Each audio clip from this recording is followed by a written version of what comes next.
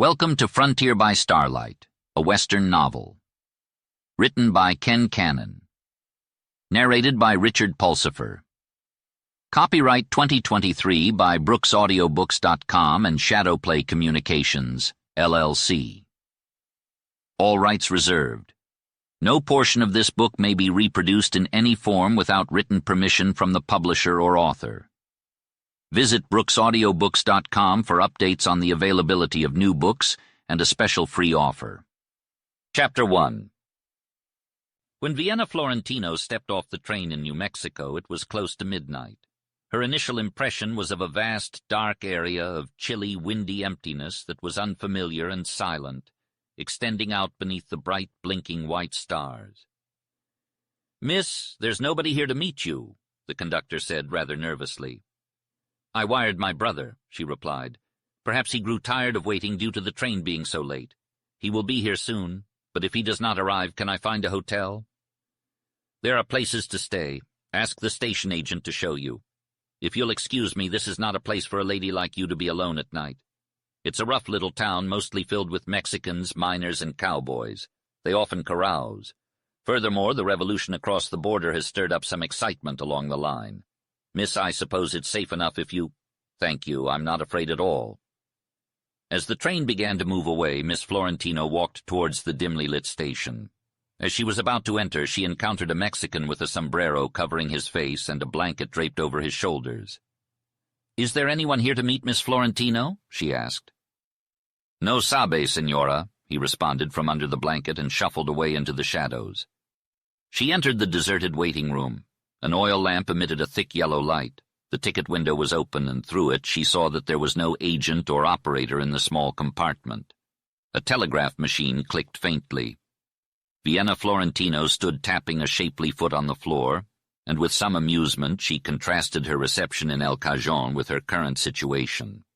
The last time she found herself alone like this was when she missed her maid and train at a place outside of Versailles. It was an adventure that had been a novel and delightful break in the prescribed routine of her much chaperoned life. She walked across the waiting room to a window and, holding aside her veil, peered outside. At first she could only make out a few dim lights that were blurred in her sight. As her eyes grew accustomed to the darkness, she saw a superbly built horse standing near the window. Beyond that was a bare square, or if it was a street, it was the widest one she had ever seen. The dim lights shone from low, flat buildings, and she made out the dark shapes of many horses, all standing motionless with drooping heads. Through a hole in the window glass came a cool breeze, and on it breathed a sound that struck coarsely upon her ear, a discordant mingling of laughter and shout, and the tramp of boots to the hard music of a phonograph. "Western revelry," she mused to herself as she left the window. "Now what to do? I'll wait here. Perhaps the station agent will return soon, or Ken will come for me." As she sat down to wait, she reviewed the causes which accounted for the remarkable situation in which she found herself. That Vienna Florentino should be alone at a late hour in a dingy little Western railroad station was indeed extraordinary. The close of her debutante year had been marred by the only unhappy experience of her life, the disgrace of her brother and his leaving home. She dated the beginning of a certain thoughtful habit of mind from that time, and a dissatisfaction with the brilliant life society offered her. The change had been so gradual that it was permanent before she realized it. For a while, an active outdoor life of golf, tennis, and yachting kept this realization from becoming morbid introspection. At a certain point, even the glitz and glamour lost its appeal for Vienna Florentino. She couldn't shake the feeling that something was wrong with her. Traveling didn't help either.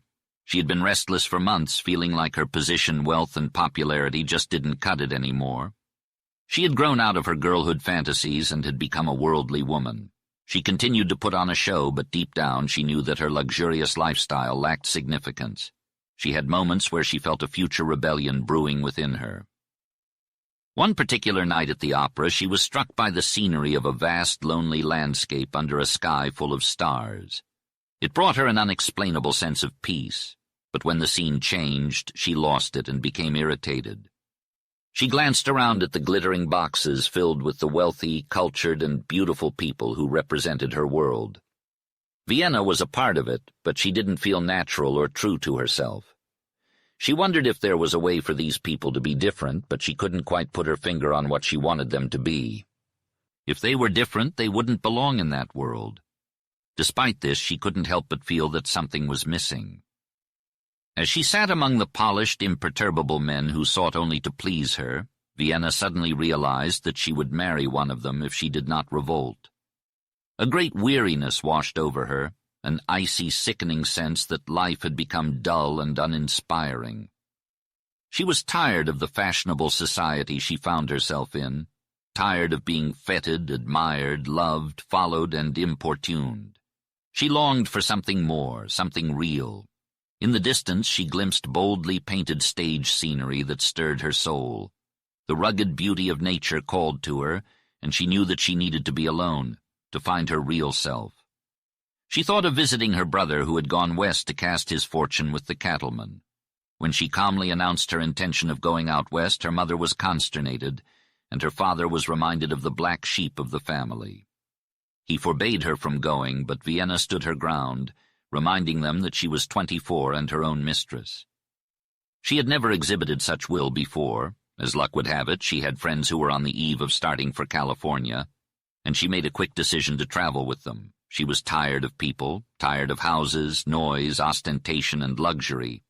She longed for the lonely, silent, darkening stretches of the West, where she could brood for long hours, gaze out at the stars, and face her soul.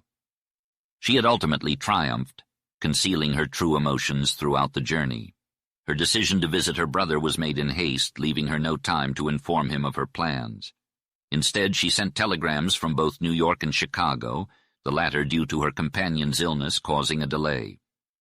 She was determined to reach El Cajon on October 3rd, her brother's birthday, and despite her train being several hours late, she arrived on time. She had no way of knowing if her brother had received her message, but her concern now was that he was not there to greet her upon her arrival. Vienna's thoughts quickly shifted from the past to the present. "I hope Ken is okay," she whispered to herself. He was doing well the last time he wrote. It's been a while, but he never wrote often. He must be fine. He'll be here soon, and I'll be so happy to see him again. I wonder if he's changed. As Vienna waited in the dimly lit room, she heard the faint clicking of a telegraph machine, the soft hum of wires, the occasional sound of a horse's hooves, and the distant laughter of a party. These sounds were unfamiliar to her, and she felt her heart race with excitement. Vienna was not well versed in the ways of the West. Like others of her social status, she had explored Europe but neglected her own country. Her brother's letters had only added to her confusion about the plains, mountains, cowboys, and cattle. Vienna had been amazed at the endless distance she had traveled. If there had been anything worth seeing during her journey, she had missed it in the darkness of night. Now she found herself in a dreary little station with only the mournful sound of telegraph wires to keep her company. Suddenly she heard a faint noise that sounded like chains rattling. At first she thought it was just the telegraph wires again, but then she heard footsteps. The door creaked open and a tall cowboy walked in, his spurs clinking with every step. Vienna couldn't help but think of Dustin Farnham's entrance in The Virginian. "Excuse me, can you tell me where the hotel is?" Vienna asked, standing up. The cowboy removed his hat and made an exaggerated bow, but there was still a certain grace to his movements. He took 2 long strides towards her and asked, "Ma'am, are you married?" Vienna tried to keep a straight face, but it was difficult. She had heard about cowboys and their ways, but she never expected this. Before she could say anything, the cowboy took her left hand and removed her glove. "Nice ring, but no wedding band," he drawled. "I'm glad to see you're not married, ma'am." He handed her back the glove and continued, "You see, the only hotel in this town doesn't allow married women. It's bad for business, keeps the boys away." Vienna was taken aback by this news. "Really?" she asked, trying to make sense of it all. The cowboy nodded. "Yep, it sure is. Married women just don't belong in a place like this." "This ain't Reno," the cowboy slurred, laughing boyishly. Vienna could tell he was half drunk from the way he slouched on his sombrero. She instinctively recoiled, but also took a better look at his face in the light. It was sharp and raw, like red bronze. He laughed again, but it didn't soften the hard set of his features. Vienna had developed a delicate perception of men and their intentions, thanks to her beauty and charm. She knew this cowboy meant no insult, but his crude behavior still offended her. "Can you show me to the hotel?" she asked, hoping to end the interaction. "Lady, you wait here," he replied slowly, his thoughts muddled by the alcohol. "I'll go fetch the porter." Vienna thanked him and waited in relief as he left and closed the door. She realized she should have mentioned her brother's name and wondered what living with cowboys had done to Ken. She had always believed in his latent goodness, but her faith had dwindled during their 2 years of silence. As she waited, the wind moaned through the wires and the horse outside grew restless. Suddenly, Vienna heard the galloping of horses approaching. She rushed to the window, hoping it was her brother. The noise grew louder and louder until it became a deafening roar. Vienna Florentino watched in awe as lean horses with flying manes and tails galloped past, carrying sombreroed riders who seemed strange and wild to her. She remembered what the conductor had told her and tried to calm her unease. The dim lights in the windows were shrouded by dust clouds. Suddenly 2 figures emerged from the gloom, one tall and the other slight. The cowboy was leading a porter back to the room. Heavy footsteps and dragging sounds could be heard outside, and then the door opened with a loud rasp, shaking the whole room. The cowboy pulled a disheveled figure into the room, a priest or padre whose mantle was in disarray from the rough treatment. It was clear that the padre was extremely frightened. Vienna looked on in confusion at the little man, so pale and shaken, and was about to protest when the cowboy, who now seemed half drunk, turned into a cool, grim, smiling devil. He reached out and grabbed Vienna, pulling her back to the bench. "Stay there," he ordered. His voice wasn't brutal, harsh, or cruel, but it made Vienna feel powerless to move. No man had ever spoken to her like that before. Despite her pride, Vienna obeyed. The padre lifted his clasped hands as if begging for his life and began to speak in Spanish, which Vienna didn't understand. The cowboy pulled out a huge gun and pointed it at the priest's face. Then he lowered it, aiming at the priest's feet. There was a red flash, followed by a thundering report that stunned Vienna. The room filled with smoke and the smell of gunpowder. Though she didn't faint or close her eyes, Vienna felt as though she was trapped in a cold vice. As the smoke cleared, Vienna let out a sigh of relief. The cowboy hadn't shot the padre, but he still had the gun and was dragging the priest towards her. What was his intention? She thought it might be some cowboy trick like the ones her brother Ken had described in his letters. She remembered a movie where cowboys played a joke on a teacher. Maybe this was just another prank. But as the cowboy barred her passage and grabbed her arms, Vienna realized this was no joke. She fought back using all her strength, but the man was too strong, and his strange smile and cool demeanor unnerved her more than his physical strength. She trembled as she asked him what he wanted. "Dearie, ease up a little on the bridle," he replied gaily. Vienna couldn't believe what was happening. She felt like she was in a dream, unable to think clearly. The events had happened so quickly that Vienna couldn't fully comprehend what was going on. However, she was aware of the man's imposing presence, the trembling priest, the blue smoke, and the smell of gunpowder. Suddenly there was another red flash, followed by a deafening report. Vienna couldn't stand and collapsed onto a nearby bench. Her mind was foggy, and she struggled to process what was happening. She heard the priest's voice, but it sounded distant and dreamlike. Then the cowboy's voice brought her back to reality. "Lady, say CC, say it quick, say it sigh," he urged. Vienna felt compelled to comply with his request, and she spoke the word. The cowboy then asked for her name, and she told him mechanically. He seemed to recognize her name and leaned back unsteadily. Vienna heard him exhale sharply, which sounded like something a drunk person would do. He demanded to know her name again, and she repeated it, adding that she was Ken Florentino's sister. The cowboy reached out to touch her veil, but Vienna removed it before he could lay a hand on it. She revealed her face, and the cowboy was surprised to see that she was not Princess Florentino. Vienna was taken aback by the mention of her nickname by this stranger. It was a name reserved for only her closest family members. She gathered her wits and corrected him. "You are Princess Florentino," he affirmed, more in wonder than in question.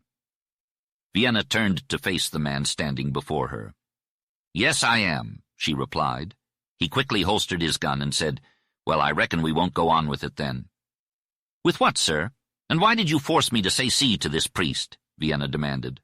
"I reckon that was a way I took to show him you'd be willing to get married," he explained. "Oh, you!" Vienna was at a loss for words. The cowboy seemed to be spurred into action by her outburst. He grabbed the priest and led him towards the door, cursing and threatening him, most likely instructing him to keep quiet. He then pushed the priest outside and stood there, breathing heavily and struggling with himself. "Wait a minute, Miss Florentino," he said, his voice husky. "You could fall into worse company than mine, though I reckon you sure think not. I'm pretty drunk, but I'm all right otherwise. Just wait a minute." Vienna stood there, seething with anger, watching the cowboy battle his drunkenness. He seemed to be a man who had been suddenly jolted into a rational state of mind and was now fighting to maintain it. She watched as he lifted his dark, damp hair from his forehead to let the cool wind blow through it. Above him she saw the white stars twinkling in the deep blue sky. They appeared to her as unreal as any other thing in this strange night. They were cold, aloof, and distant. Looking at them, she felt her anger dissipate and leave her feeling calm. The cowboy turned back to her and began to speak. "You see, I was pretty drunk," he explained. "There was a fiesta and a wedding. I do foolish things when I'm drunk. I made a bet that I'd marry the first girl who came to town. If you hadn't worn that veil, the guys were teasing me, and Ed Linton was getting married, and everybody always wants to gamble." "I must have been pretty drunk," he muttered, wiping the sweat from his forehead with his scarf. He couldn't bring himself to look at her after that first glance. The boldness he had shown earlier had disappeared, replaced with either excessive emotion or the drunken stupor some men experience. He fidgeted, breathed heavily, and couldn't stand still. "You see, I was pretty—" He trailed off. "Explanations are not necessary," she interrupted, her voice tired and distressed. "I am tired, and it's late. Do you have any idea what it means to be a gentleman?" He blushed, his face turning a bright red. "Is my brother in town tonight?" she asked. "No, he's at the ranch," he replied. "But I wired him," she said. "He might not have gotten the message yet. He'll be in town tomorrow. He's shipping cattle for Stillwell," he explained. "Meanwhile, I need to go to a hotel. Will you please?" she started, but he didn't seem to hear her. A commotion outside caught his attention, and Vienna listened as well. She heard men's voices, a woman's softer tones, and they were speaking in Spanish. The voices grew louder, and the sound of footsteps on gravel approached the station. Suddenly there was shouting, and then a muffled shot. A body fell, and a woman's cry pierced the air. Vienna was afraid, and the cowboy's demeanor only added to her fear. She knew something terrible had happened. The sound of footsteps retreating in the distance confirmed her worst fears. Vienna Florentino slumped back in her seat, feeling cold and queasy. The thumping beat of the dancers and the tinny music only made her feel worse. Suddenly a girl's face appeared in the doorway. Her features were tragic, framed by dark hair and lit up by even darker eyes. The girl clutched the door frame with a slim brown hand as if she needed support.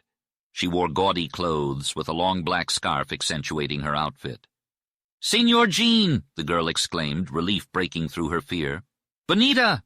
The cowboy, Jean, leaped up to her. "Girl, are you hurt?" "No, senor," she replied. "I heard someone got shot. Was it Danny?" Jean asked. "No, senor," Bonita replied. "Did Danny do the shooting?" "Tell me, girl," Jean persisted. "No, senor," Bonita repeated. "I'm sure glad. I thought Danny was mixed up in that. He had Stillwell's money for the boys. I was afraid." Jean trailed off. "Say, Bonita, you'll get in trouble." "Who was with you? What did you do?" "Senor Jean, the Don Carlos Vaqueros quarreled over me. I only danced a little, smiled a little, and they quarreled. I begged them to be good and watch out for Sheriff Haw. And now Sheriff Haw put me in jail. I'm so frightened.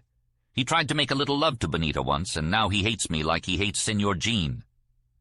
Pat Haw won't put you in jail. Take my horse and hit the Peloncillo trail. Bonita, promise to stay away from El Cajon." "Si, senor," Bonita agreed. Jean led her outside. Vienna heard the snort and stamp of a horse. Jean spoke in a low voice, and Vienna could only make out a few words.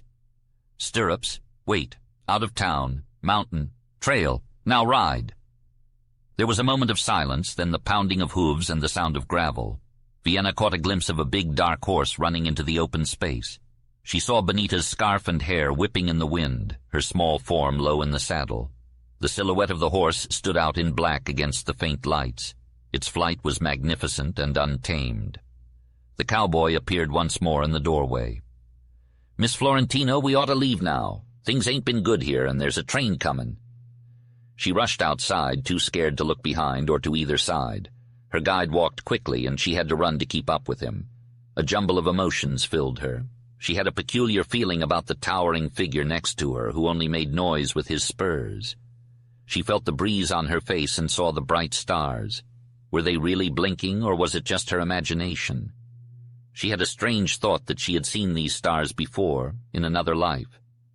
The night was dark, yet there was a dim light from the stars that seemed to follow her. She suddenly realized that they had gone past the houses and asked, "Where are you taking me?" "To Florence Kingsley," he replied. "Who's she?" "She's your brother's best friend out here." Vienna walked with the cowboy for a few more moments before stopping to catch her breath and calm her nerves. She realized her training had not prepared her for this experience. The cowboy noticed her absence and walked back a few steps, standing next to her in silence.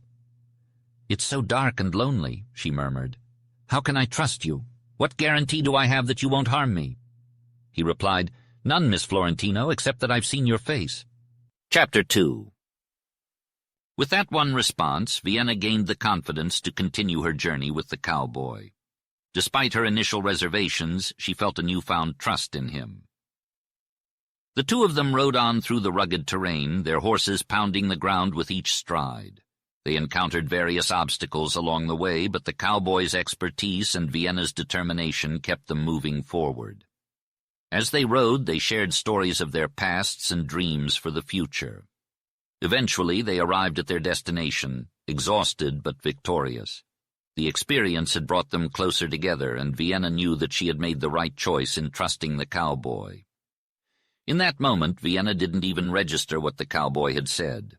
Any response would have sufficed as long as it was kind. His silence only made her more anxious, forcing her to voice her fears. Despite his lack of reply, she knew she would follow him anyway. The idea of returning to the station where she believed a murder had taken place was too dreadful to consider. She couldn't bear the thought of wandering around alone in the dark, either.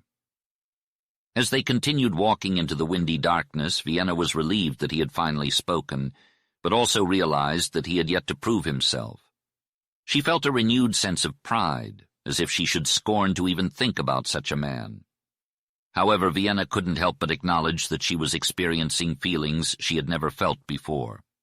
Eventually, the cowboy led Vienna off the path and knocked on the door of a small house. "Hello, who's there?" a deep voice answered.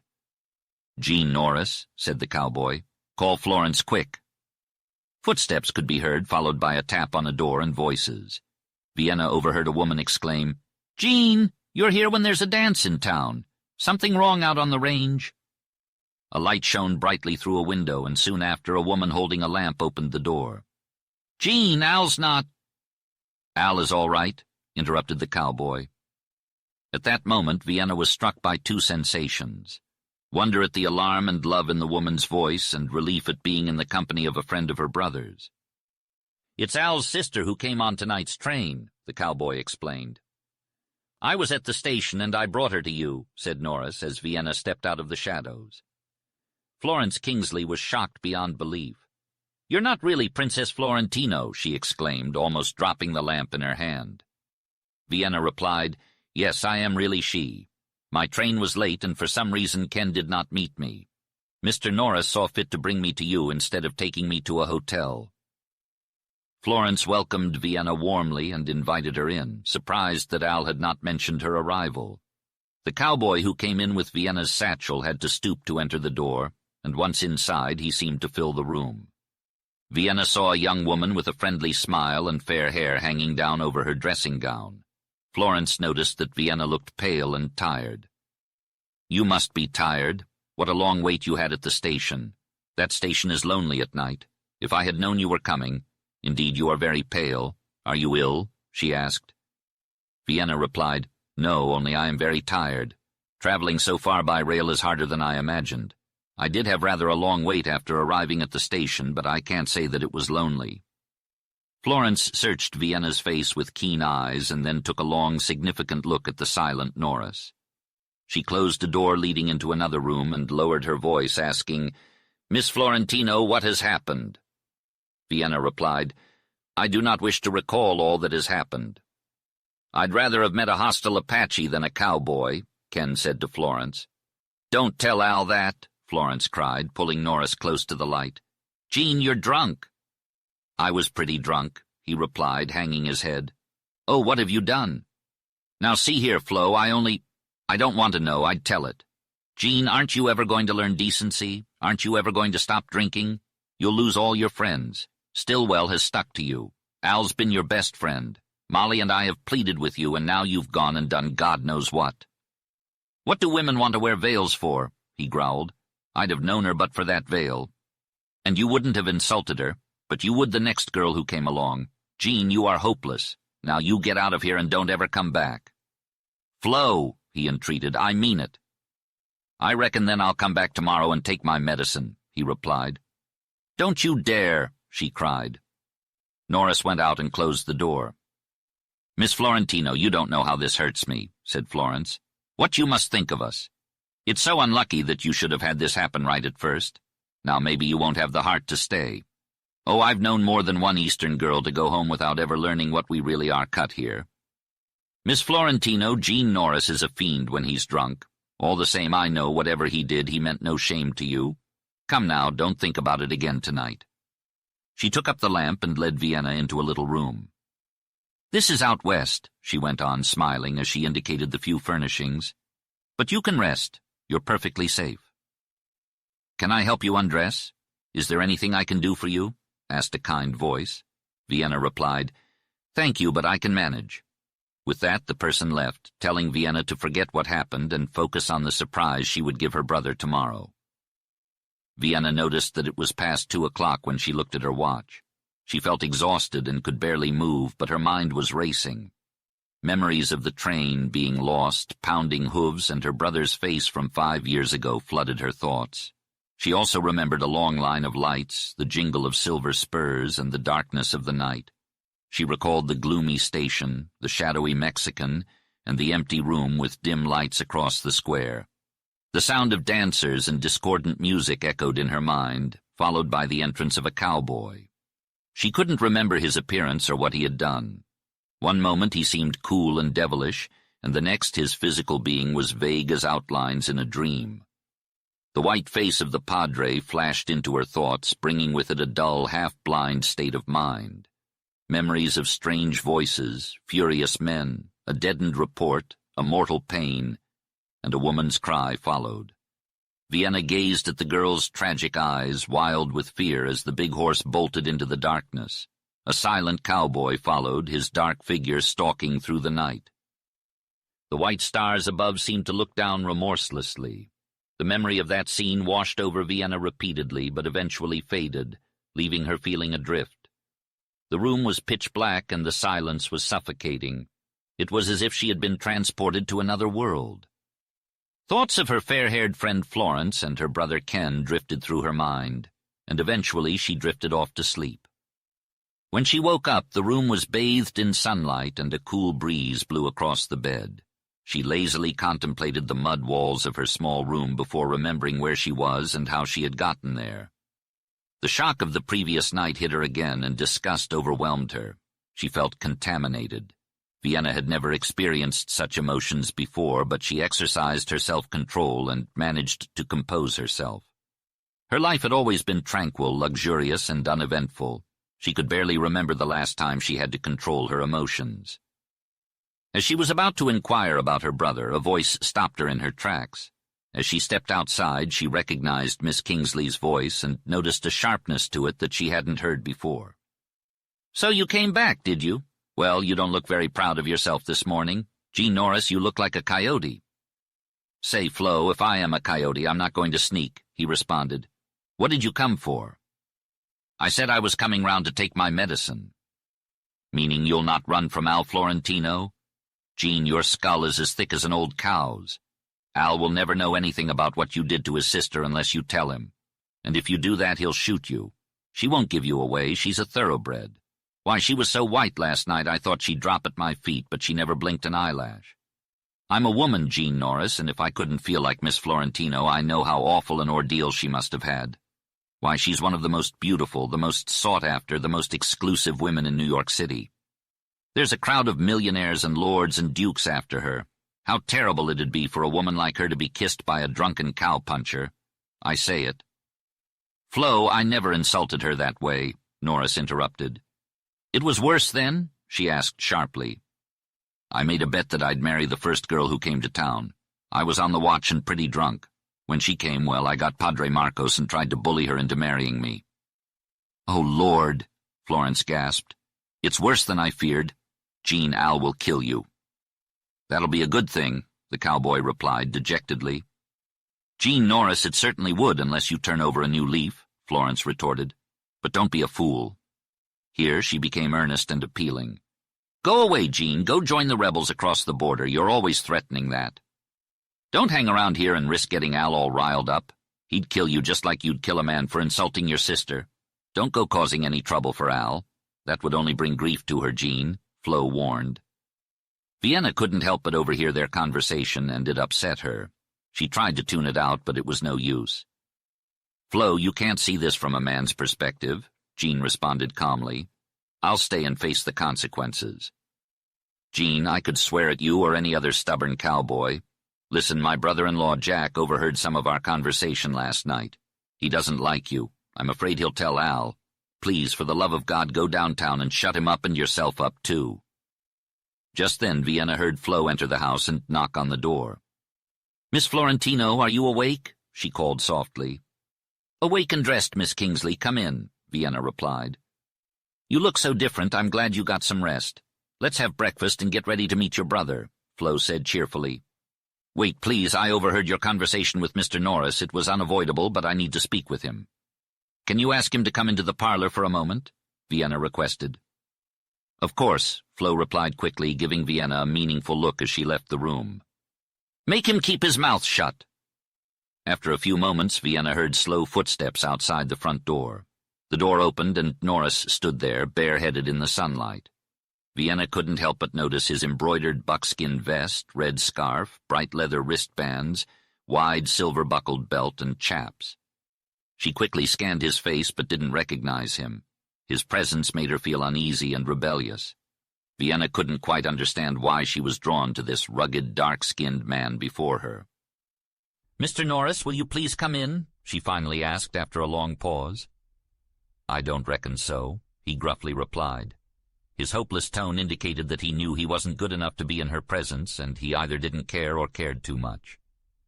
Vienna walked towards the door, noticing the hardness and sadness in his face. Despite her loathing for him, she couldn't help but feel a sense of kindness and pity towards him. I won't tell my brother about your rudeness towards me, she began, struggling to keep the chill out of her voice. I choose to overlook it because I know you weren't fully accountable, and I don't want any trouble between Ken and you. Can I rely on you to keep quiet and not tell anyone about what happened? There was a man killed or injured last night, and I want to forget about it. The greaser didn't die, interrupted Norris. Well, that's a relief. I'm glad for the sake of your friend, the little Mexican girl, Vienna replied. She noticed a slow scarlet wave spread across his face, and she couldn't help but feel that if he was a heathen, he wasn't completely bad. It made such a difference that she even smiled at him. Will you spare me any further distress, please? She asked. His hoarse reply was incoherent, but she could see the remorse and gratitude on his face. Vienna returned to her room, and soon Florence came to take her to breakfast. In the morning light, Vienna Florentino had to reconstruct her impression of her brother's friend. She found Florence Kingsley to have a wholesome, frank, and sweet nature, and she enjoyed her slow southern drawl. Vienna was puzzled as to whether Florence was pretty, striking, or unusual. Her face lacked the soft curves and lines of Eastern women, but she had a youthful glow and flush, the clear tan of outdoors, light gray eyes like crystal, and beautiful bright waving hair. Florence's sister was the elder of the two, a stout woman with a strong face and quiet eyes. They served a simple fare and made no apologies for it. Vienna found their simplicity to be restful and was pleased to see that they treated her like any other visitor. They were sweet and kind, and Vienna thought she would like to have them near her if she were ill or in trouble. However, she reproached herself for being too fastidious and hypercritical, unable to help distinguishing what these women lacked. Florence was breezy and frank, while her sister was quaint and not much of a talker. Florence asked Vienna if she could ride, which was a question Westerners always asked anyone from the East. Vienna replied that she could ride like a man astride, and Florence was pleased, saying they had some fine horses out there. When Al arrived, they would go to Bill Stillwell's ranch, whether they wanted to or not, because when Bill learned Vienna was there, he would pack them all off. Florence assured Vienna that she would love old Bill. The ranch may not be in the best condition, but the view of the mountains from up high is breathtaking. Hunting and climbing are all well and good, but it's riding that I love the most. Feeling the wind in my face as I gallop across wide-open spaces with the mountains calling out to me is pure bliss. Of course, having the best horse on the range is crucial, and that often leads to disagreements between cowboys like Al and Bill. However, there is one horse that everyone can agree on, Gene Norris's Iron Gray. Vienna couldn't help but feel a thrill run through her as she thought back to the wild ride she had witnessed Norris and his horse take. "Does Mr. Norris really have the best horse in the country?" she asked Florence. "He sure does," replied Florence. "But that's about all he has. Gene can't even keep hold of a quirt, but he loves that horse like it's his own child." Their conversation was interrupted by a sharp knock at the door. It was Gene, who had been waiting on the porch and wanted to let them know that Florence's brother was on his way. As they looked out, they saw a cloud of dust approaching, with the outlines of horses and riders becoming clearer as they got closer. Vienna felt a warmth spread through her as she thought about seeing her brother again after so many years. But there was also a hint of worry in the air. Florence asked Gene if Jack had kept his mouth shut, to which he replied that he hadn't. Florence pleaded with Gene to avoid a fight, knowing that Jack and his friends would not hesitate to cause trouble. "There won't be a fight," Gene reassured them, but Florence wasn't convinced. She gently pushed Vienna back into the parlor, reminding Gene to use his brains. Vienna watched in dismay as the warmth of Vienna quickly turned to fear. She couldn't believe that her brother was about to act with the same violence that she associated with cowboys. Suddenly the clatter of hooves stopped before the door. As she looked out, she saw a group of dusty, wiry horses pawing at the gravel, and their riders with their rough dress and hard aspect that characterized the cowboy Norris. One of the riders dismounted and came bounding up the porch steps, calling out to Florence, "Hello, Flo, where is she?"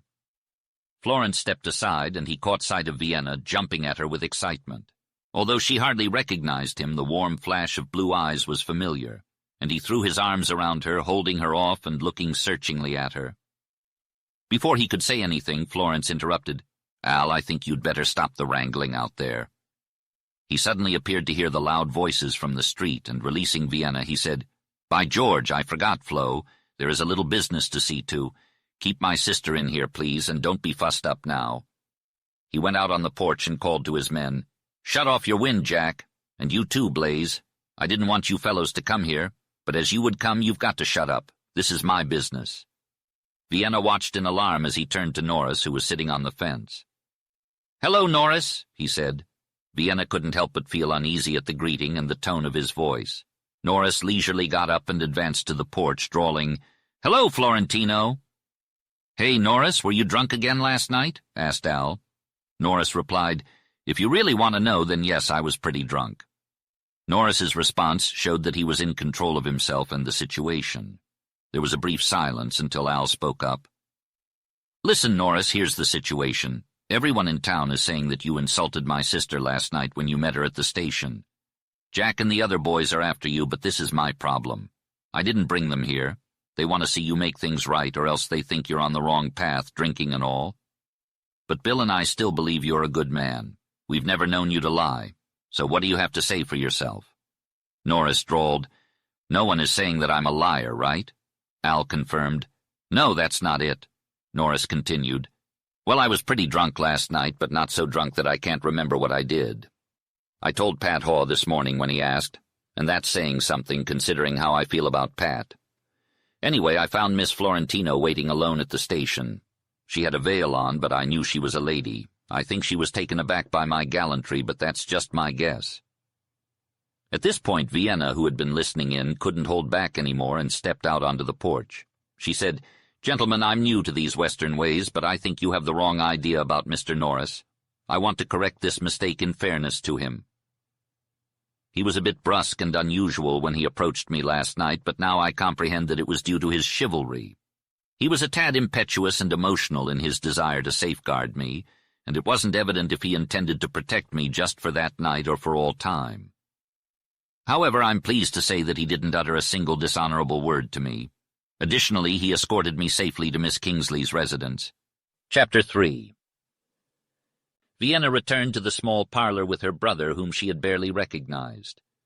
"Princess!" he exclaimed. "I can't believe you're here." The warmth flowed back into her veins. She remembered how that nickname had sounded when her brother had given it to her. "Ken," she replied. His words of joy at seeing her again, his regret at not being at the train station to greet her, were not as memorable as the way he hugged her. He had held her that way the day he left home, and she had never forgotten. But now he was so much taller and bigger, so dusty and different and forceful, that she could hardly believe he was the same man. She even had a funny thought that this was another cowboy trying to boss her around, and this time it was her own brother. "Dear old girl," he said more calmly as he let her go, "you haven't changed at all except to become more beautiful. You're a woman now, and you've lived up to the name I gave you. God, seeing you brings back memories of home. It feels like 100 years since I left. I missed you more than anyone else." Vienna felt like she was rediscovering her brother with every word he said. She was so amazed by the transformation in him that she couldn't believe her eyes. She saw a tanned, strong-jawed, eagle-eyed man, tall and magnificent, dressed like the cowboys with a belt, boots, and spurs. There was a steely determination etched onto his face that trembled with every word he spoke. Only when those hard lines softened could she see the faint resemblance to the boy she once knew. It was his mannerisms, the way he spoke, and the little quirks that convinced her that he was truly Ken. She had said goodbye to a disgraced, disowned, and dissolute boy. She still recalled his handsome, pallid face with its weaknesses and shadows, the careless grin, and the ever-present cigarette dangling from his lips. Years had passed, and now she saw him as a man, molded by the West, and Vienna Florentino felt a powerful, passionate happiness and gratitude, and a direct challenge to her newfound hatred of the West. "Princess, it's good to see you. I'm a mess. How did you manage to come here?" he asked, overcome with emotion. But he didn't dwell on that. "Tell me about my brother," he said. Vienna told him everything, including tidbits about their sister Melissa. He fired question after question at her, and she answered them all, telling him about their mother and Aunt Grace, who had passed away a year ago, and his old friends who had married, moved away, or disappeared. She didn't mention his father, and he didn't ask. Suddenly, the rapid-fire questioning stopped, and he choked up. He was silent for a moment, then burst into tears. It felt like a long-held bitterness was finally being released. It pained her to see him like this, and it hurt even more to hear him cry. In those few moments, she felt closer to him than she ever had before. Had their parents treated him right? Her heart raced at the thought. She didn't say anything, but she kissed him, something that was out of character for her, and when he regained his composure, he didn't mention his breakdown, nor did she. But that scene stayed with Vienna Florentino for a long time, got around to it. Vienna was sympathetic to Ken's troubles and listened as he told her about his ranch and how he had lost most of his cattle due to a drought. He had to sell off his land to pay his debts and was now working as a cowboy on someone else's ranch. Vienna could see the sadness in Ken's eyes, but also the determination to make things right again. She offered to help him financially, but Ken refused, insisting that he would work hard and earn his own way back to success. As they parted ways, Vienna knew that Ken would make it through his hardships and come out stronger on the other side. Chapter 4. "Spill the beans, Ken. What's going on?" Princess Vienna pressed him, sensing something was off. "Vienna, don't trouble yourself with my problems. I want you to enjoy your stay here," Ken replied, trying to deflect her. "I knew it. Something's not right. That's why I came out here," Vienna insisted. Ken sighed, but it seemed like a weight had been lifted as he decided to tell her. "Remember my ranch and how I was doing well raising stock? Well, I made some enemies. A cattleman named Ward and I had some trouble. Then there's Pat Haw, the sheriff, who has been hurting my business. He has influence in Santa Fe and El Paso. He hates Gene Norris and me because I spoiled his plan to get Gene. But the real reason he hates me is because he loves Florence and she's going to marry me, Ken explained. Ken! Vienna exclaimed, surprised. I like her, but I didn't think of her that way. Is she from a good family? What connections? Ken asked with a laugh. Florence is just a regular girl born in Kentucky and raised in Texas. My fancy and wealthy family would probably look down on her. Vienna lifted her head, her tone haughty. Ken, you are still a Florentino. Ken shrugged. We won't argue about that, Princess. I remember you, and despite your pride, you have a heart. If you stay here for a month, you'll come to love Florence Kingsley. She's had a big hand in turning my life around. He continued, but let me get back to my story. There's Don Carlos, a Mexican rancher, and he's my worst enemy. He's just as bad for Bill Stillwell and other ranchers. Stillwell is my friend and one of the best men I know. I got myself into debt with Don Carlos before I realized how crooked he was. I lost money playing faro when I first came out west, and then I made some bad cattle deals. Don Carlos is sneaky, he knows the land, he controls the water, and he's dishonest. So he outsmarted me, and now I'm practically broke.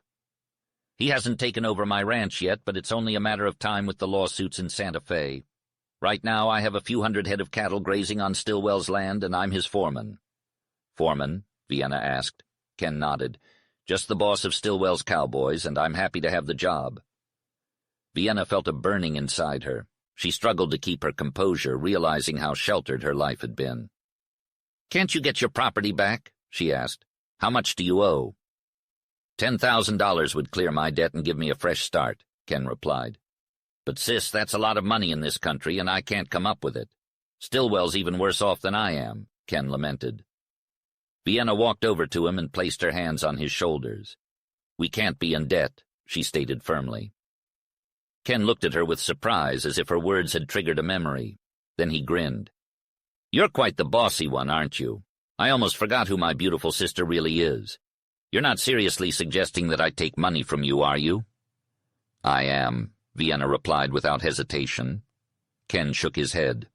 No way, I never have, not even when I was in college. And back then there wasn't much I couldn't handle. Listen, Ken, Vienna began earnestly. This is different. Since the last time I wrote you, I inherited a large sum of money from Aunt Grace. It's mine, not Father's. I haven't even been able to spend half of it. Please, let me help you. It would make me so happy. Ken kissed her on the forehead, taken aback by her sincerity. Vienna was surprised herself at how passionately she had spoken. You've always been the best, sis. And if you really want to help me, I'll gladly accept. It'll be great. Florence will be ecstatic. And that greaser won't bother me anymore. You know, pretty soon some fancy guy will be spending all your money anyway. Might as well let me have a little before he takes it all, he joked. Vienna laughed lightly. And what do you know about me? More than you think, Ken replied with a grin. Even out here in the Wild West, news travels fast. Everyone knows about Anglesbury and the Dago Duke who chased Vienna all over Europe. But now Lord Mountcastle has taken the reins, and it seems like he may win the race.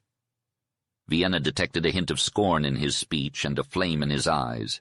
She became thoughtful, realizing she had forgotten about Mountcastle and New York society. Ken, her brother, cried out passionately, I don't care about the money, it's you. You're so splendid and wonderful. People call you the American beauty, but you're more than that. You're the American girl. Princess, don't marry any man unless you love him and love an American. Stay away from Europe long enough to learn to know the real men of your own country.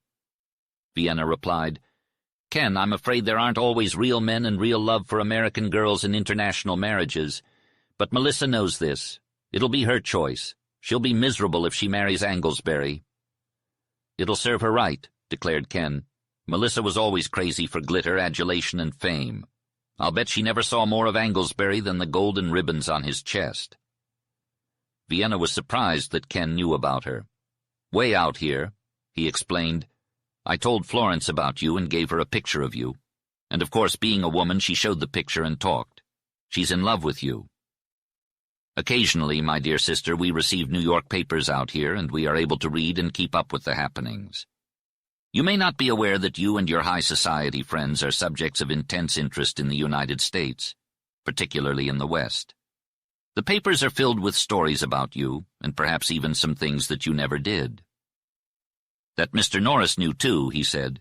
He asked, You're not Princess Florentino? "Never mind his impudence," exclaimed Ken, laughing. "Gene is a good guy, you just have to get to know him. Let me tell you what he saw in the Times. He took it from here, and despite Florence's objections, he wouldn't bring it back.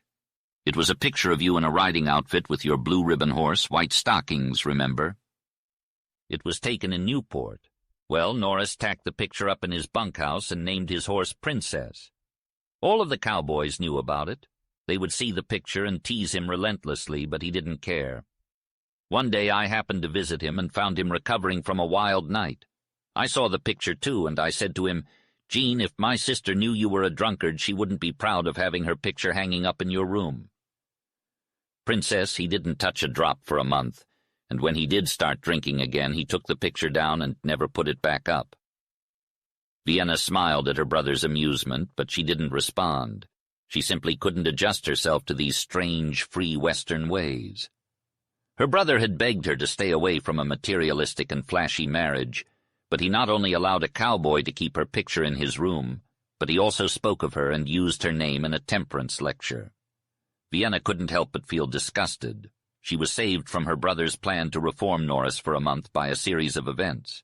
First, Norris's audacity towards her, then Florence Kingsley treating her as an equal, followed by her elder sister's easy acceptance of the visitor who had hobnobbed with royalty. Ken's slight scorn and amused comment about her picture and the name Princess compounded her feelings of alienation, but also piqued her interest in the West. She resolved to learn more about this incomprehensible place. "Princess, I must run down to the siding," Ken said, checking his watch. "We're loading a shipment of cattle. I'll be back by supper time, and bring Stillwell with me. You'll like him. Give me the check for your trunk." She went into the little bedroom and picked up her bag, taking out several checks. Six trunks," he exclaimed. "Well, I'm very glad you intend to stay a while. Say, Princess, it will take me as long to realize who you really are as it'll take to break you of being a tenderfoot.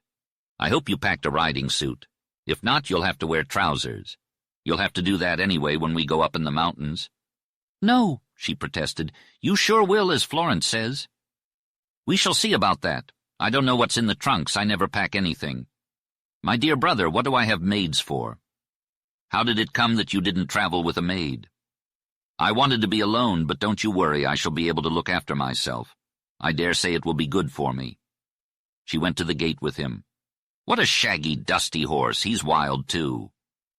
"Do you just let him stand there without being tied up? I'd think he'd run off," Vienna questioned. "Tenderfoot, you'll be quite the entertainment, Princess, especially for the cowboys," Ken replied. "Oh, really?" Vienna responded awkwardly. "Yes, and in just 3 days they'll be fighting over you. That's going to worry me. Cowboys fall in love with any woman, young or old, pretty or ugly. And you, good Lord, they'll go crazy for you," Ken stated. "You're trying to be funny, Ken. I think I've had enough of cowboys, and it's only been 1 day," Vienna retorted. "Don't judge too quickly. That was my mistake when I first got here. Well, I'll be going now. You should rest. You look tired," Ken advised. Ken put his foot in the stirrup, and the horse started running as he slipped his leg over the saddle. Vienna watched in awe as he rode off. He moved with the horse, and she admired his cowboy style. Vienna sat on the porch and observed her surroundings. The street was dusty and unappealing, and the houses were made of red cement. She realized that it was adobe, a building material she had read about. The street seemed endless, but she caught a glimpse of the dim, dark blue outline of the mountains over the rooftops, which captivated her gaze. She was a well-traveled woman, having seen the Adirondacks, the Alps, and the Himalayas. However, none of those majestic landscapes captivated her like the Rockies. The sight of these mountains cutting through the blue sky was enthralling to her. She couldn't help but think of them as distant and untouchable, like a mirage in the desert.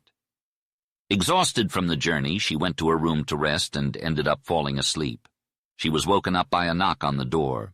It was Florence, who informed her that her brother had returned with a man named Stillwell.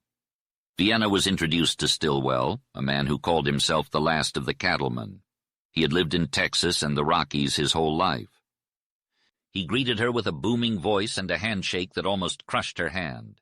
He was an old man with long furrows on his face and gray eyes that were almost hidden in wrinkles. Vienna couldn't help but be fascinated by Stillwell's appearance and demeanor. He was unlike anyone she had ever met before. In an instant, Vienna realized that the man's expression had changed from a smile to a hard, chiseled stone. Norris's toughness was intensified in this old man's face. "Miss Princess, it's a shame we weren't there to welcome you," Stillwell said.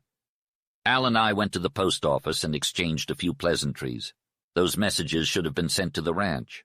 I'm afraid it was an uncomfortable situation for you last night at the station." "I was a bit anxious and scared at first," Vienna replied. "Well, let me tell you, there's no man in these parts except your brother that I'd rather have met you than Jean Norris," Stillwell said. "Is that so?" Vienna asked. "Yes, even taking into consideration Jean's weaknesses. I always say that I'm the last of the old cattlemen. Norris may not be a native Westerner, but he's my pick of the last of the cowboys. He's young, but he's the last of the old style, the charming and chivalrous kind. I dare say, Miss Princess, he's also the old hard-riding kind. People may not like Norris, but I'm speaking up for him because he's down, and maybe he scared you last night, being fresh from the East." Vienna appreciated Stillwell's loyalty to the cowboy he cared for, but there was nothing for her to say, so she remained silent. "Miss Princess, the day of the cattleman is coming to an end. The day of the cowboy, like Jean Norris, is over. There is no place for him. If it weren't for modern times, he would have been a gunman, just like in Texas when I was ranching there in the 70s. He can't fit in anywhere now, he can't hold a job, and he's going down," lamented Mr. Stillwell. "I'm sorry to hear that," murmured Vienna. "But, Mr. Stillwell, aren't these modern days out here still a little wild? The conductor on my train told me about rebels, bandits, and raiders. I've had other impressions that were wild enough for me." "Well, it's certainly more pleasant and exciting these days than it has been for many years," replied Stillwell. "The boys have taken to packing guns again, but that's owing to the revolution in Mexico. There's going to be trouble along the border. I reckon people in the East don't know there's a revolution. Madero will oust Diaz, and then some other rebel will oust Madero. It means trouble on the border and across the border, too. I wouldn't be surprised if Uncle Sam had to get involved. There have already been holdups on the railroads and raids along the Rio Grande Valley. And these little towns are full of greasers, all disturbed by the fighting down in Mexico. We've been having shooting scrapes and knifing scrapes and some cattle raiding. I've been losing a few cattle right along. It reminds me of old times, and pretty soon if it doesn't stop, I'll take the old-time way to stop it." "Yes, indeed, Princess," added Ken. "You've come at an interesting time to visit us." "Well, that sure appears to be so," rejoined Stillwell. "Norris got in trouble down here today, and I'm more than sorry to have to tell you that your name figured in it. But I couldn't blame him, for I sure would have done the same myself." "Really?" asked Ken, laughing. "Well, tell us about it." Vienna simply gazed at her brother, and although he seemed amused at her consternation, there was mortification in his face. It was clear to Vienna that Stillwell loved to talk, as he sat with his hands spread over his knees, ready to make the most of this opportunity. "Miss Princess," he began, "now that you're in the West, you've got to take things as they come and worry about each thing a little less than the one before. If us old-timers hadn't been that way, we wouldn't have lasted. Last night wasn't particularly bad compared to some other nights lately. There wasn't much going on. But I had a hard knock. Yesterday, when we started with a bunch of cattle, I sent one of my cowboys, Danny Maines, ahead with money to pay off hands and bills. I wanted the money to get to town before dark. Well, Danny was held up. I don't distrust the lad. There have been strange greasers in town lately, and maybe they knew about the money coming. When I arrived with the cattle, I was struggling to make ends meet, and today I wasn't in any angelic mood. I went around poking my nose, trying to get a scent of that money. I happened to find myself in a hall that does duty as a jail, hospital, and election post. Last night was fiesta night for these greasers, and one of them had been badly hurt and brought to the hall from the station. Someone had sent for a doctor, but he hadn't come yet. I've had some experience with gunshot wounds, so I took a look at him. He wasn't shot up much, but I thought there was a danger of blood poisoning. Anyway, I did all I could. The hall was packed with cowboys, ranchers, miners, town folks, and even some strangers. Just as I was about to begin, Pat Haw entered the room. "Pat's the sheriff," I explained to Miss Princess. "Sheriffs are probably new to you, but in the West we don't have many real ones anymore. Garrett was the kind of sheriff that helped make a self-respecting country. He killed Billy the Kid, but was himself killed about a year ago. This Pat Haw, well, I won't say what I think of him. He came into the hall roaring about things. He was going to arrest Danny Maines on sight. I politely told Pat that the money was mine and he needn't get riled about it. If I wanted to trail the thief, I could do it just as well as anybody. Pat howled that law was law, and he was going to lay down the law. To me, it seemed like Pat was dead set on arresting the first man he could find an excuse to. Then he cooled down a bit and started asking questions about the wounded greaser when Gene Norris walked in. Whenever Pat and Gene are together, it reminds me of the early days back in the 70s. Everyone shuts up because Pat hates Gene, and I don't think Gene is too fond of Pat either.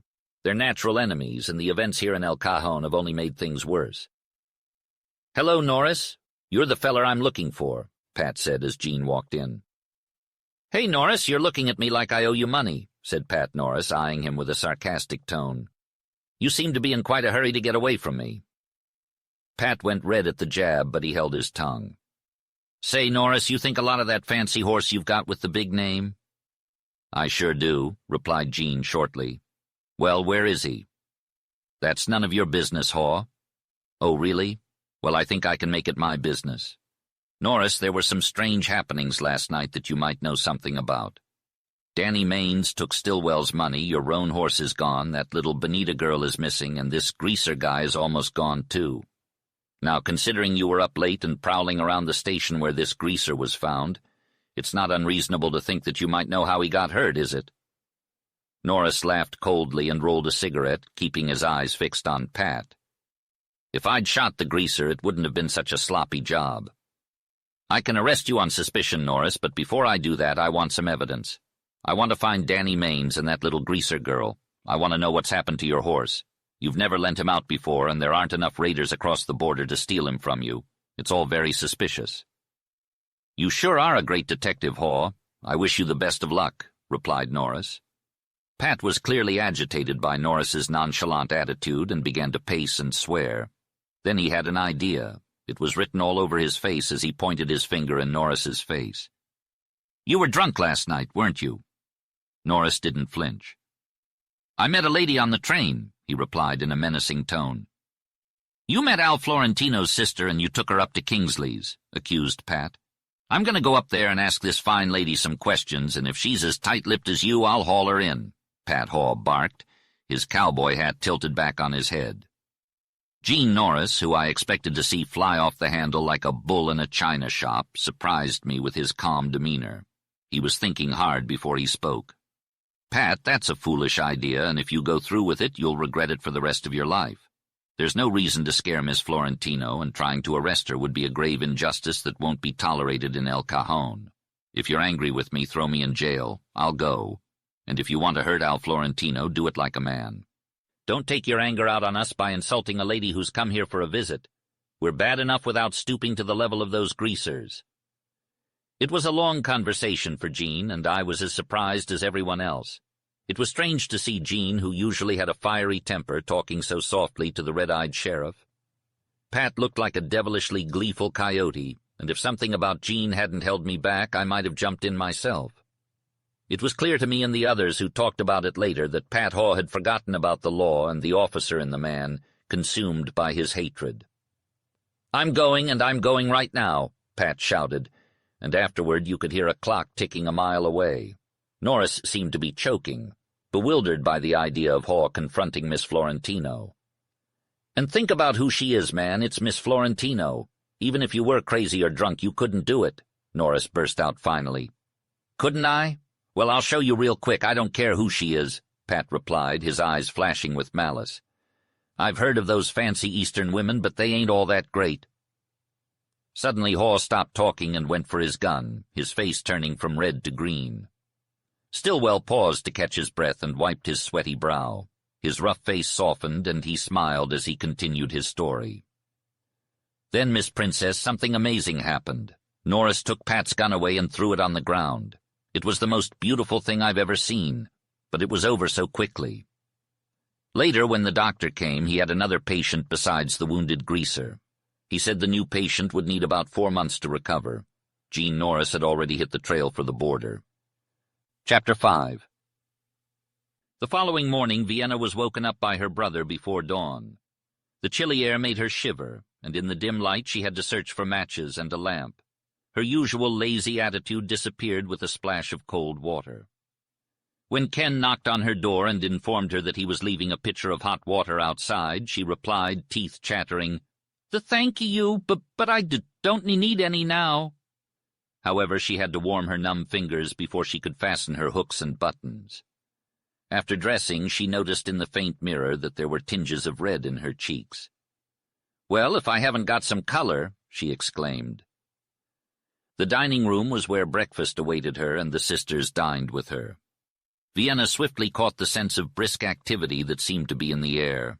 The sound of men's boots and voices echoed through the back of the house, accompanied by the dull thump of hooves and the creak of wheels outside. Ken burst into the room, announcing that they were rushing Vienna off to the ranch for the fall roundup. She would be riding in the buckboard with Florence and Stillwell, while Ken rode ahead with the boys to prepare for her arrival. Her baggage would follow, but not until tomorrow. The journey would be a long one, nearly 50 miles by wagon road. Florence reminded Vienna to bring a couple of robes to keep warm. They were waiting for her outside. As they set off, the gray gloom slowly began to lighten. Horses champed their bits and pounded the gravel beneath them. Stillwell gruffly greeted Vienna from the front seat of the vehicle, while Ken bundled her up in the back with Florence and wrapped them in robes. With a crack of his whip, Stillwell urged the team into a trot, and they were off. Florence whispered to Vienna that Stillwell was always grouchy in the morning, but he would thaw out once it got warmer. As they left El Cajon behind, Vienna was glad to be leaving and found it easier to dispel the persistent memories that haunted her. Soon a line of horsemen appeared from the right and fell in behind Ken, gradually drawing ahead until they disappeared from sight. The gray gloom lightened into dawn, revealing a barren landscape with no hills or trees to break the monotony. The ground seemed level, but the road had its ups and downs, with little ridges to cross. Vienna looked back towards El Cajon and the mountains she had seen the day before, but all she saw was barren and dark ground, much like what lay before her. A gust of cold wind hit her face, causing her to shiver. Florence noticed and pulled up the second robe, tucking it tightly around Vienna up to her chin. "If the wind picks up, you'll definitely feel it," the Western girl said. Vienna replied that she was already feeling it. The wind seemed to penetrate through the robes, and it was cold, crisp, and biting. It was so thin that she had to breathe as if she were under normal exertion. It hurt her nose and made her lungs ache. "Are you cold?" Vienna asked. "Me?" Florence laughed. "I'm used to it. I never get cold." With ungloved hands on the outside of the robe, the Western girl sat confidently. Vienna thought she had never seen such a healthy, clear-eyed, and splendid girl. "Do you like watching the sunrise?" Florence asked. "Yes, I think I do," Vienna replied thoughtfully. "Honestly, I haven't seen one in years." "We have beautiful sunrises, and the sunsets from the ranch are absolutely glorious," Florence said. Long lines of pink fire ran parallel to the eastern horizon, which appeared to recede as the day grew brighter. A bank of thin, fleecy clouds turned rose-colored. To the south and west the sky was dark, but it changed every moment, with the blue turning even deeper. The eastern sky was opalescent. Then in one spot a golden light appeared, slowly concentrating until it became like fire. The rosy bank of clouds turned to silver and pearl, and behind it rose a great circle of gold. Above the dark horizon an intensely bright disk gleamed. It was the sun. The sun rose quickly, illuminating the land between the ridges and adding depth and color to the landscape. "Well, well," drawled Stillwell, stretching his arms as if he had just woken up. "That's something." Florence nudged Vienna and winked at her. "Good morning, girls," continued Old Bill, cracking his whip. "Miss Princess, it'll be an interesting ride all morning, but when we get a bit further you'll enjoy it. Look over there to the southwest, just beyond that ridge." Vienna scanned the gray horizon until she saw dark blue spires rising in the distance. "Pelanchillo Mountains," said Stillwell. "That's home, where we're headed. We won't see them again until afternoon when they suddenly appear." Pelanchillo, Vienna murmured the name, wondering where she had heard it before. Then she remembered. The cowboy Norris had told the little Mexican girl Bonita to hit the Pelanchillo trail. Vienna had a shiver, not from the cold wind. "There's a jack!" cried Florence suddenly. Vienna saw her first jackrabbit. It was as big as a dog, with enormous ears. It seemed to be almost tame, and the horses kicked up dust as they trotted past it. From then on, Old Bill and Florence competed to point out various things along the way.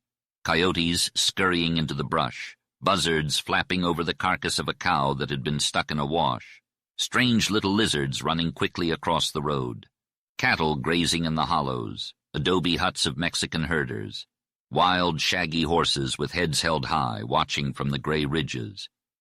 At first, Vienna was indifferent to these sights because indifference had become her habit. But as she rode on, her interest grew and flourished, almost without her noticing it. As Vienna rode along the dusty trail, she couldn't help but feel a sense of restlessness. It wasn't until she spotted a young Mexican boy on a tiny burro that she felt a spark of excitement within her. The crisp air filled her lungs, and she knew that something new was on the horizon. She couldn't quite explain it, but she felt a pull towards the wild and natural world that surrounded her. As the sun rose higher, Vienna's companions chatted away, and the horses kept a steady trot. They eventually came upon a group of cowboys who had stopped for a midday meal. Stillwell couldn't contain his hunger and suggested they do the same. Vienna hopped off her horse and stretched her legs while Florence prepared lunch. She heard the sound of Stillwell unharnessing the team and urging his horses to roll around in the dirt. One of them finally succeeded, and Vienna couldn't help but let out a small chuckle at the sight. The rest of the day was filled with more riding and more sights to see. Vienna felt a sense of freedom and excitement that she had never experienced before. She knew that this trip was going to be a turning point in her life, and she was eager to see where the trail would lead her. One of the cowboys couldn't manage to roll over and gave up, instead half rising to his feet before lying down on the other side. Florence, smiling, remarked, "He's sure going to feel the ground." Vienna joined in. "Miss Florentino, I suppose that prize horse of yours, White Stockings, would spoil his coat if he were here to roll in this greasewood and cactus." During lunch, Vienna noticed that the three cowboys were all very interested in her. She returned the attention, and it was clear that they were embarrassed by her gaze.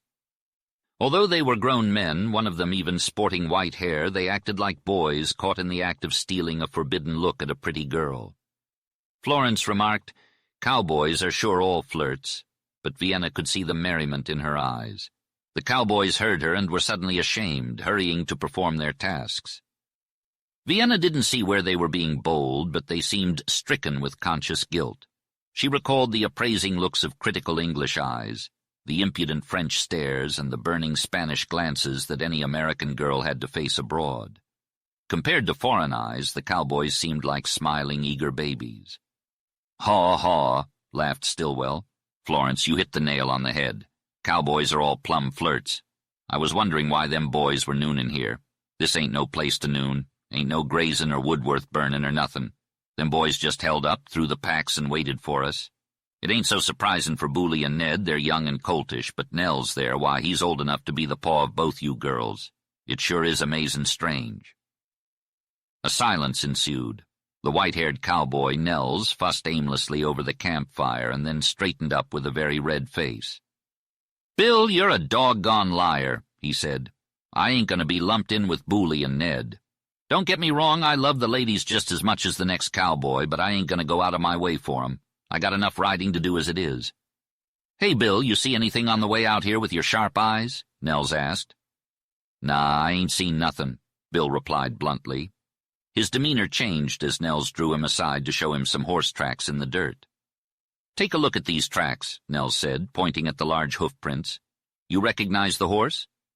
"Gene Norris's roan, if I'm not mistaken," exclaimed Bill as he dropped to his knees to scrutinize the tracks. "But they ain't fresh." "I reckon they were made early yesterday morning," Nels said. "What's the big deal?" Bill asked. "It's clear as day that Gene wasn't riding his own horse," Nels replied. "Let's follow these tracks." Bill walked slowly, muttering to himself until he stopped and crawled about examining the horse tracks. "Whoever was riding Norris's horse met someone, but they didn't get down," Bill said. "You're thinking straight, Bill," Nels replied. Bill got up and walked swiftly to the left, then retraced his steps. "Nels, I don't like this one bit. These tracks lead straight to the Peloncillo Trail," Bill said, looking at Nels with impatience. "You know whose horse made those tracks?" asked one cowboy. "I'm not sure," replied the other. "It was Danny Mains's horse," said the first cowboy. "How do you know that?" demanded the second cowboy. "Bill, the left front foot of that little horse always wears a shoe that sets crooked. Any of the boys can tell you. I'd know that track if I was blind," explained the first cowboy. The second cowboy kicked at a cactus plant. "Was Danny leaving or coming back?" "I reckon he was heading across country for the Peloncillo Trail, but I'm not sure without trailing him a ways. I was just waiting for you to come up," replied the first cowboy. "Nels, do you think Danny ran away with that little hussy, Benita?" asked the second cowboy. "Bill, he sure was sweet on Benita, just like Jean was, and Ed Linton before he got engaged, and all the boys. She's a real beauty. Danny might have run away with her. Danny was held up on the way to town, and then in the shame of it he got drunk." "But he'll show up soon," replied Nels. "Well, maybe you and the boys are right. I believe you are. Nels, there's no doubt on earth about who was riding Norris's horse?" asked Bill. "That's as plain as the horse's tracks," replied Nels. "It's all amazingly strange. It beats me. I wish the boys would ease up on drinking. I was pretty fond of Danny and Jean. I'm afraid Jean is done for, sure. If he crosses the border where he can fight, it won't take long for him to get shot. I guess I'm getting old. I don't handle things like I used to," said Bill. "Bill, I should hit the Peloncillo Trail. Maybe I can find Danny," suggested Nels. "I reckon you should, Nels, but don't take more than a couple of days. We can't do much on the roundup without you." "I'm short of boys," replied Bill. That ended the conversation. Stillwell wasted no time in hitching up his team as the cowboys went out to retrieve their strayed horses. Vienna had been intrigued, and Florence noticed.